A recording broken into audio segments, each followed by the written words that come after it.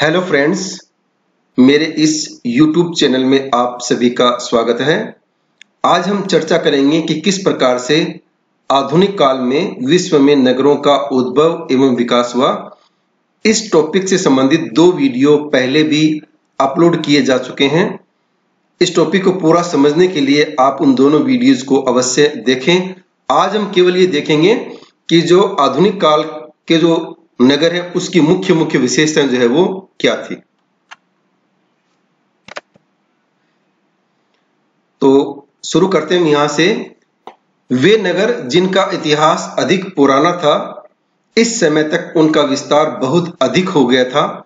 इनमें से बहुत से नगर अब मल्टी फंक्शनल होते चले जा रहे थे, यानी कि ऐसे नगर जो बहुत पहले ही विकसित हो चुके थे या बहुत पहले उनकी स्थापना या उनका जन्म हो चुका था, उनका जो विस्तार है वो इस समय बहुत तेजी से होने लग गया था और उसमें एक से ज्यादा प्रकार के जो कार्य है, मल्टी फंक्शनल कार्य उन नगरों में होने प्रारंभ हो गए थे।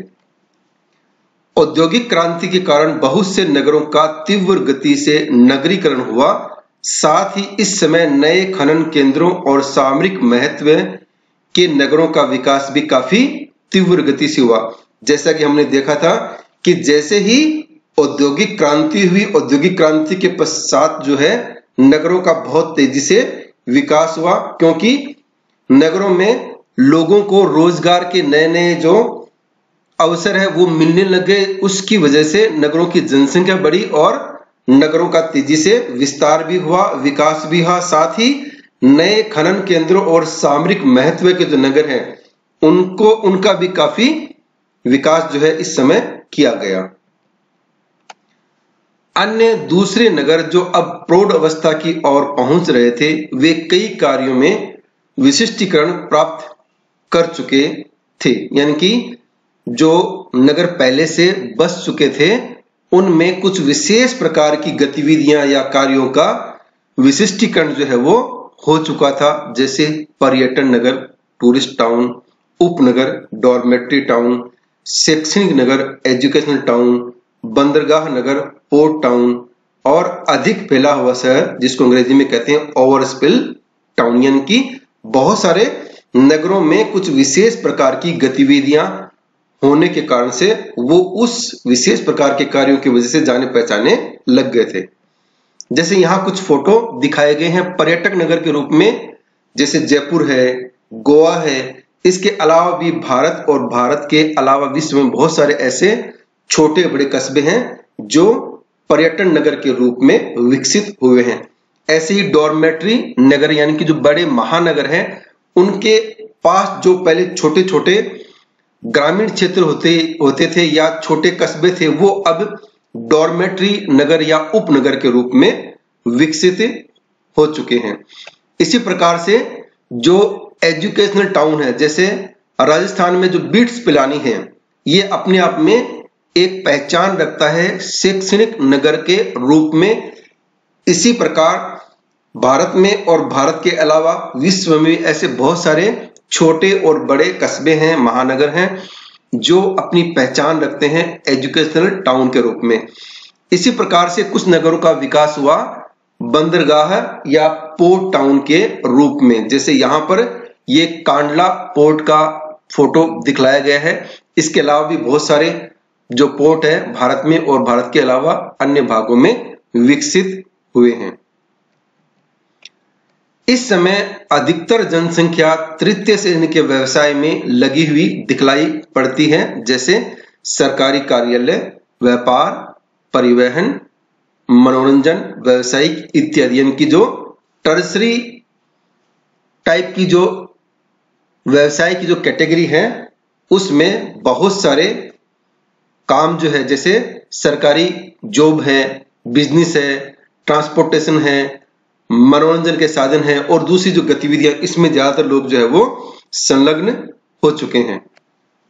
शुरू में उपनगर किसी बड़े नगर के झालर के रूप में हुआ करते थे। झालर का मतलब है कि वो उससे सटे हुए तो होते थे लेकिन वो थोड़ी सी दूरी पर स्थित होते थे। लेकिन वर्तमान में इन उपनगरों का एक समूह, यानी कि अब वर्तमान में क्या है, एक से ज्यादा उपनगर बन चुके हैं और ये लगभग आपस में जो है एकदम से जुड़ चुके हैं। बीच में बहुत कम इनके खाली जगह या खाली स्थान मिलता है। लगभग सभी क्षेत्रों के बीच में जो है आवासीय या जो दूसरी तरह की जो इकाइयां हैं, बिल्डिंग्स है, वो बन चुकी हैं।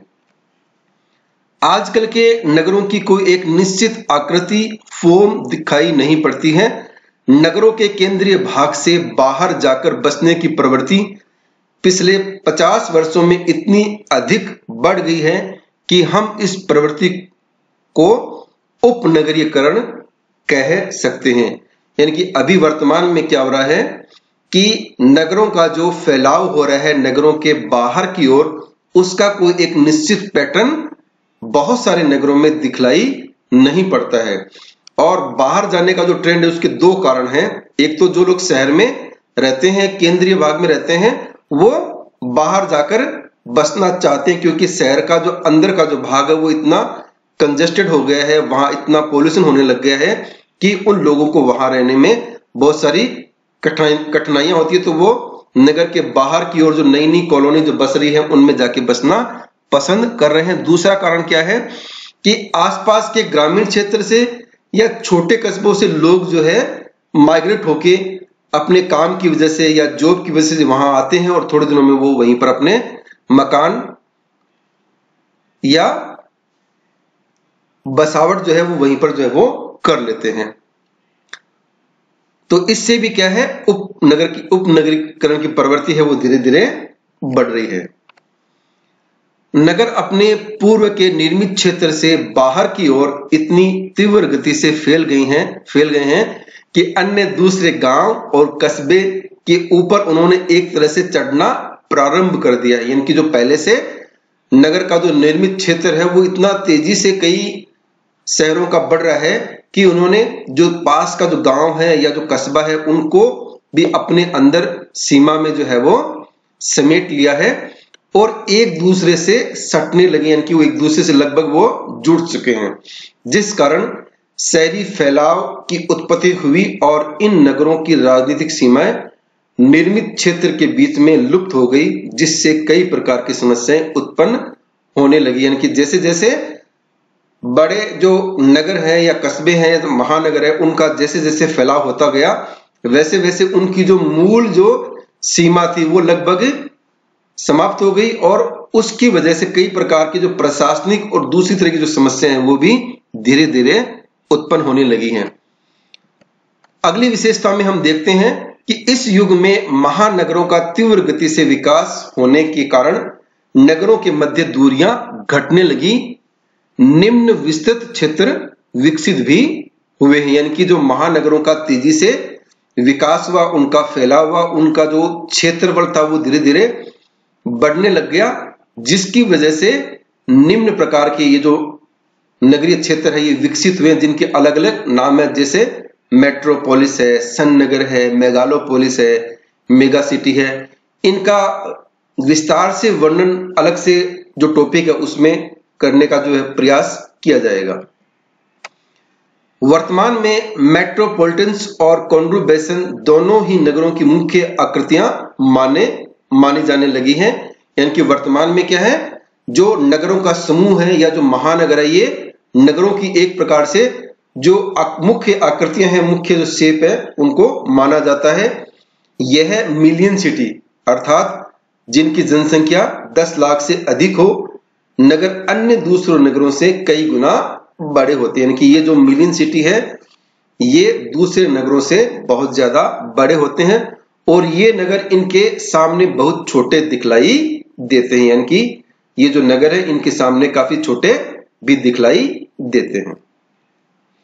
अगली विशेषता यह है कि कुछ ऐसे नगर हैं जो विश्वविद्यालयों, सैनिक छावनियों एवं पर्यटन केंद्रों के समीप भी कई नगरों का विकास हुआ है, जिसकी वजह से नगरों का जो फैलाव है वो तेजी से हुआ है।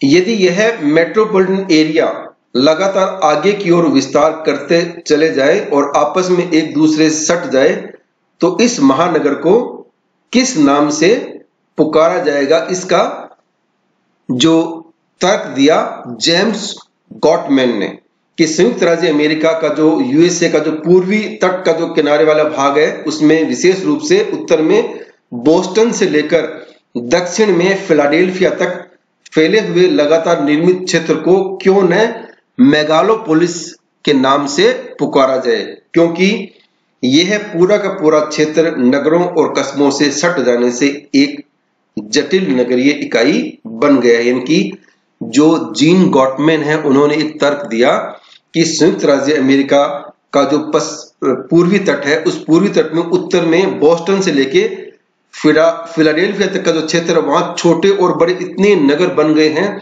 कि वो एक जो है जटिल नगरीय इकाई बन चुका है।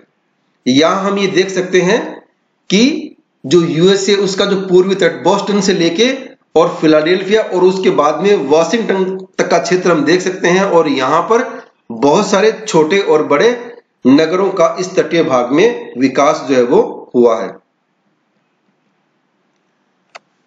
अगली विशेषता में हम देखते हैं कि बहुत बड़े नगरों में पाए जाने वाले विभिन्न कार्यों जैसे प्रशासन, उद्योग धंधे, व्यापार और वाणिज्य, मनोरंजन, आवासीय क्षेत्र अब एक दूसरे से बिल्कुल ही अलग क्षेत्र में स्थापित किए जाने लगे, तथा एक ही समान कार्यों को एक क्षेत्र में विकसित करने से कार्यालयों की कार्यकुशलता भी बढ़ जाती है। यानी कि इस युग में आते आते ये भी नगरों में होने लग गया कि एक प्रकार के जो कार्य हैं वो एक ही क्षेत्र में विकसित किए जाने लगे। यानी कि नगरों में अलग अलग जो जोन्स जो है, जोन में नगरों को बांटा गया और उसमें ये तय कर दिया गया कि ये जोन प्रशासन के लिए होगा, ये जो जोन है ये उद्योग धंधे यहाँ पर लगेंगे, ये जोन जो है व्यापार और वाणिज्य के लिए होगा, और इस तरह से आवासीय क्षेत्र का अलग से जोन जो है वो बना दिया गया। लेकिन इसका सामान्य जीवन पर प्रभाव विपरीत पड़ता है, क्योंकि जनजीवन बिखरा हुआ सा हो जाता है।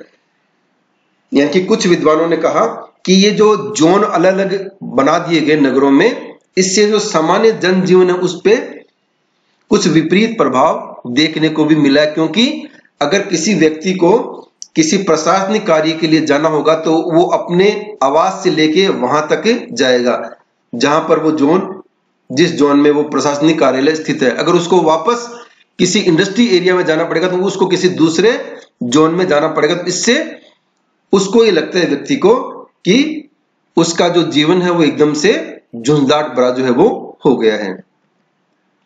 यद्यपि इस समय पाए जाने वाले प्राचीन नगरों में सड़कों, भवनों और कार्यकलापों का फैलाव प्राचीन युग का ही प्रतीक है, लेकिन ये कस्बे और नगर भी इस समय बहुत तीव्र गति से भौतिक और सामाजिक रूप से लगातार परिवर्तित होते जा रहे हैं। कि ऐसे जो प्राचीन नगर हैं वो, उनका जो स्वरूप है वो लगातार जो है वो बदलाव उसमें देखने को मिल रहा है, लगातार उसमें चेंजेस जो है वो होते आ रहे हैं। कुछ परिवर्तन निम्न प्रकार से, यानी कि ये जो प्राचीन नगर हैं इनमें भी कुछ परिवर्तन निम्न प्रकार से किए गए हैं। जैसे पुरानी सड़कों को तोड़कर चौड़ा बनाया जा रहा है, यानी कि जैसे जैसे नगरों का विस्तार हो रहा है वैसे वैसे जनसंख्या भी बढ़ रही है, और जनसंख्या बढ़ने के साथ साथ में परिवहन के जो साधन है वो भी बढ़ रहे हैं। तो उसकी वजह से जो सड़कों पे जो लोड है वो ज्यादा हो गया, तो जो सकड़ी रोड थी उसको तोड़कर चौड़ा भी इन नगरों में बनाया जा रहा है। जो भवन बहुत पुराने हो चुके हैं उनको तोड़कर उनकी जगह नए भवनों का पुनर्निर्माण किया जा रहा है। इनकी जो बिल्डिंग्स या भवन पहले पुराने समय के बने हुए हैं उनको भी तोड़कर नए तरीके से नई डिजाइन में या मल्टी स्टोरी में अब बनाया जा रहा है। अब जो भवन बनाए जा रहे हैं उनको बनाते समय शिल्प कला का विशेष ध्यान रखा जा रहा है, जो कि अंतरराष्ट्रीय स्तर का। यानी कि अब जो नए भवन बन रहे हैं उनमें जो शिल्प कला है, जो बिल्डिंग का जो लेआउट है उसको इस तरह से बनाया जाता है कि देखने में वो भव्य और सुंदर लगे, और उसका जो लेवल है वो इंटरनेशनल लेवल का होता है। पहले नगरों का सबसे मुख्य भवन धार्मिक स्थान हुआ करता था, लेकिन अब इसका स्थान सार्वजनिक सभा भवन, जिसको सिविक हॉल के नाम से भी जाना जाता है, ने ले लिया है और यही सबसे मुख्य भवन गिना जाता है। यानी कि पहले के समय में किसी भी कस्बे का जो मुख्य स्थान जो है वो वहां का धार्मिक स्थान होता था, लेकिन उसकी जगह अब सार्वजनिक सभा, सिविक हॉल, टाउन हॉल आदि ने ले लिया है और यहीं पर जो है मुख्य गतिविधियां संपन्न होती हैं। अब एक ही प्रकार के सामान की बिक्री के लिए दुकानें भी किसी एक मुख्य क्षेत्र में ही पाए जाने लगी हैं, जैसे अनाज मंडी, कपड़ा मंडी, लोहा मंडी आदि। यानी कि ये भी नगरों में कार्यों की में भी एक परिवर्तन हुआ कि जो एक प्रकार के जो कार्य है वो एक स्थान पर ही मिलने लग गए। जैसे कपड़े के व्यापारी है वो लगभग एक जगह मिलेंगे, उसका नाम रख दिया गया कपड़ा मंडी। सभी प्रकार के अनाज खरीदने बेचने का जो काम है उसके लिए अलग से एक अनाज मंडी बना दी गई। इसी प्रकार से लोहा मंडी।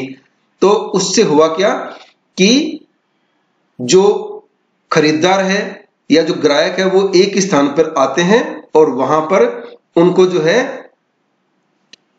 अपने सामान की कीमत कम या ज्यादा करने में बहुत आसानी रहती है, क्योंकि एक ही जगह है, मार्केट भी उनका एक ही है, तो उनको बहुत ज्यादा आसानी रहती है।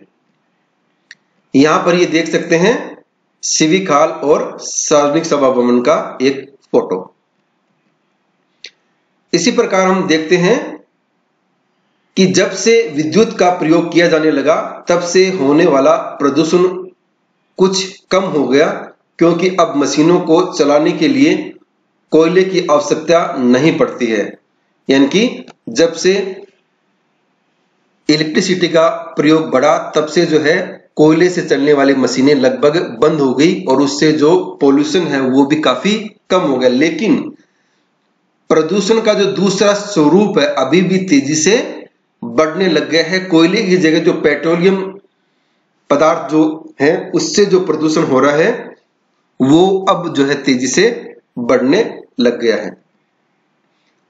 इसी प्रकार कुछ नई कॉलोनी जब बसाई जाती है तो उसमें भी ये देखा जाता है कि वहां पर खुले स्थान या ओपन स्पेस जो है वो ज्यादा से ज्यादा छोड़ा जाए, ताकि लोगों को वहां रहने में बहुत ज्यादा असुविधा महसूस नहीं हो। इसी के साथ आवासीय मकानों के लिए कुछ मानक भी निर्धारित कर दिए गए, यानी कुछ स्टैंडर्ड बना दिए गवर्नमेंट ने कि आप कोई भी अपना आवासीय मकान बनाते हैं तो आपको आगे कितनी जगह छोड़नी है, पीछे कितनी जगह छोड़नी है, साइड में कितनी जगह छोड़नी है, ओपन स्पेस वहां होना चाहिए। तो ये भी कुछ स्टैंडर्ड जो है ये गवर्नमेंट ने बनाए हैं। कार्यालयों में प्रति व्यक्ति बैठने के लिए उचित जगह का प्रावधान किया जाने लगा, यानी कि जो ऑफिसेज हैं उसमें भी हर व्यक्ति के बैठने के लिए मिनिमम जो स्पेस है उसका भी प्रोविजन कर दिया गया, ताकि वहां पर व्यक्ति आराम से बैठ के अपना काम जो है वो कर सके।